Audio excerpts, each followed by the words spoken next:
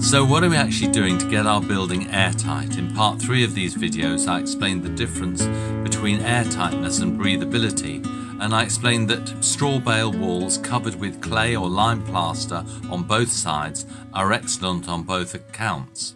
But there are still 4 key areas to attend to, and those are the roof, the windows and doors, the joins and the floor.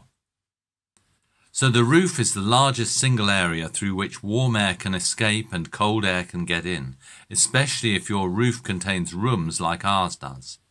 The only complete solution is to cover every square centimetre of the inside of the roof with special, breathable, airtight membrane. There are several brands, but ProClimber is definitely one of the best. One of the most obvious air gaps will be at the eaves. So the idea is to provide a continuous covering from the roof above, down, past the eaves and right into the plaster of the walls below. The membrane itself is stapled on, and this in itself can be a problem. So depending on the build-up of the ceiling, you might consider dabbing the staples with special airtightness paint. Likewise, if there are larger penetrations through the membrane, such as screws, pipes or cables, these have to be carefully sealed up with tape or the special paint. A second key area of leakage is around windows and doors. However well they've been fitted into the framework, there are still likely to be tiny air leaks, as well as others that may open up as the materials move over time. So it's important to cover more than just the cracks you see.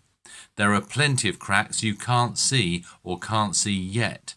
So fitting airtightness is a bit like an insurance policy. You cover everything against the possibility of there being something.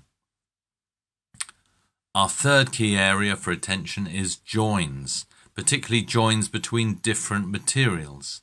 I said in the last video that straw walls can be excellent for both airtightness and breathability. But where plaster comes up against a wooden frame, for example, a crack can easily form as the materials move away from each other. Obviously, we can fill that gap with more plaster, but to make absolutely sure, we need to cover it with special tape that can then be plastered in. This tape, like all the tapes we use in airtightness, is much more than just your ordinary duct tape. Ordinary duct tape would be hopeless.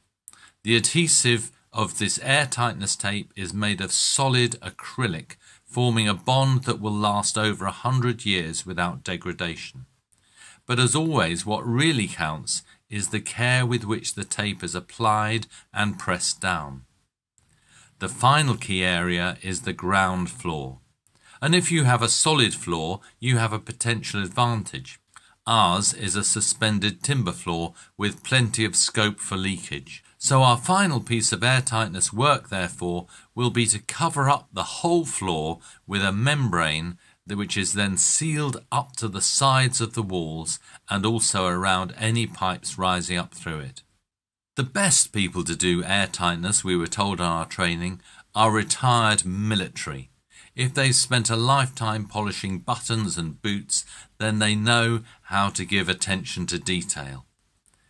It's a huge job on our huge building, but steadily and carefully we're getting it done.